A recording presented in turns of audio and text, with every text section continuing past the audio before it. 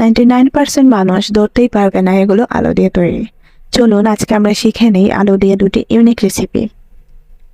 দুটি বড় সাইজের আলু খোসা ছাড়িয়ে এভাবে গোল গোল করে কেটে নিয়ে এগুলোকে লবণ পানিতে ভিজিয়ে রাখুন এবং একটি বাটিতে ডিম ফাটিয়ে রাখুন।